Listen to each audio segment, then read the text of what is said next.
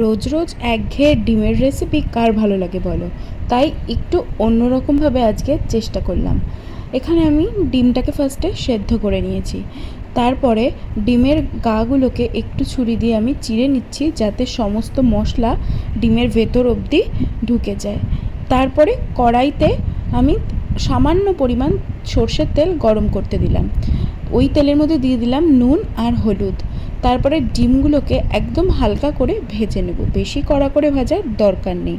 এবার একটা পেস্ট বানাবো, তার জন্য সবার ফার্স্টে নিয়ে নিলাম আমি সাদা সর্ষে, তারপরে একটা শুকনো লঙ্কা আমি অ্যাড করেছি, তারপরে একটু কালো সর্ষে আর একদম সামান্য পরিমাণে পোস্ত আর 3টে কাঁচা লঙ্কা, ঝালটা যে যার টেস্ট অনুযায়ী দেবে। আর তারপর দিয়েছিলাম সামান্য নুন আর হলুদ দিয়ে ফার্স্টে শুকনো একটু গ্রাইন্ড করে নিয়েছিলাম, যাতে পোস্তর দানাটা ভালো করে পেস্ট হয়। তারপরে সামান্য পরিমাণ জল দিয়ে আবারও পেস্ট বানিয়ে নিয়ে একটা স্টিলের টিফিন বক্সে আমি ওই পুরো পেস্টটাকে ট্রান্সফার করে নিলাম। ওর মধ্যে আবারও একটু পরিমাণ মতো নুন দিয়ে ভালো করে পুরো মিক্স করে নিলাম। তারপরে ওর মধ্যে এক এক করে ওই হালকা করে ভেজে রাখা ডিমগুলো দিয়ে দিলাম। তারপরে ডিম দিয়ে ওর মধ্যে চেরা কাঁচা লঙ্কা আর সর্ষের তেল দিয়ে আমি ঢাকা দিয়ে এবার স্টিম হতে দেবো।